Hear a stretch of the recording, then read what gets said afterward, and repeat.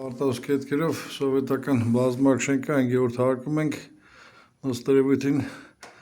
կողքի հարևանի մի խոսքով այս հասկանանք։ Ինչ պրոցեսի մեջ ենք, այսինքն այս տան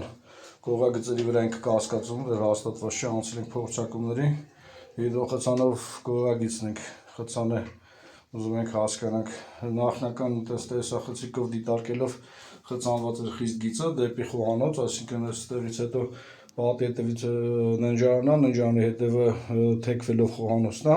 խցանված էր բան չեղավ տեսա դիտարկել, sense խցանով ուղղակի հասկանանք։ Ներքևը արտահոսք ստանում ենք թե չէ, թեթև անկում ունենք բանից, լողախցիկի տրապից, այսինքն ջուրը թեթև քաշում է,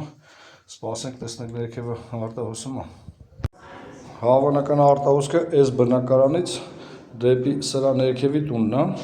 այսինքն նախնական այս բնակարանի ներքևն է եղել արտահոսքը, հետո ջրի ուղղությունը փոխել է, այսինքն այս սրա ներքևը չի հոսում, ջրի ուղղությունը փոխել է, այս տան ներքևն է փոխում,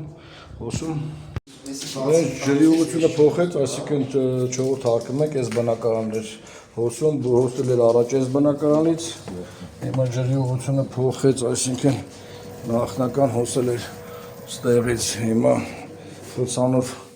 հոսում արդեն ստեղից, ասենքն ստեղից է հոսում, բայց հետքագիծը ժանգերը վերևում է, որ էլի է հոսել, ուղղակի այս տանտերը չի նկատել։ Առայժմ անցնենք տեղային հիդրոլվացմանը, այսինքն անկյունից դեպի մագիստրալ այդ հատվածը հիդրոխցան տալ չստացվեց,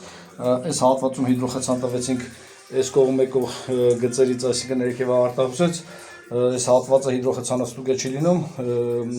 հիդրոլվացում անենք, կամերայով փորձենք դիտարկել։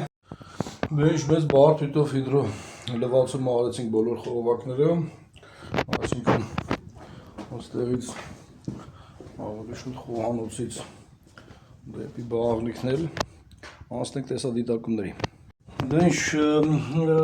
թեկությունները պահպանած չէ, այսինքն բավականին տեղ-տեղ խողովակը ոնց որ պարկում բարձրանում է, այստեղ ամբողջովին ջրի մեջ է կամերան, այսինքն այսքան տեղը լրիվ պարկած է խողովակը։